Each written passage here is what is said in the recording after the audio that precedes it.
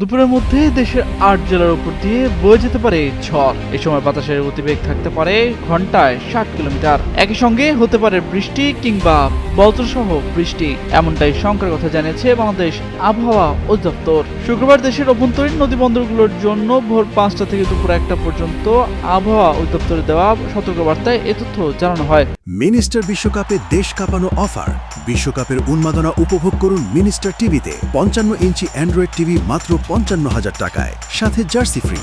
এতে বলা হয়, খুলনা, বরিশাল, পটুয়াখালী, নোয়াখালী, কুমিল্লা, চট্টগ্রাম, কক্সবাজার এবং সিলেট অঞ্চলগুলোর উপর দিয়ে দক্ষিণ বা দক্ষিণ পূর্ব দিক থেকে ঘন্টায় ৩৫ থেকে ৬০ কিলোমিটার বেগে অস্থায়ীভাবে দমকা বা ঝড়ো হাওয়া বয়ে যেতে পারে। এইসব অঞ্চলেও বৃষ্টি অথবা বজ্রসহ বৃষ্টি হওয়ার সম্ভাবনা রয়েছে। তাই এইসব এলাকার নদী বন্দরগুলোকে ১ নম্বর সতর্ক সংকেত দেখাতে বলা হয়েছে।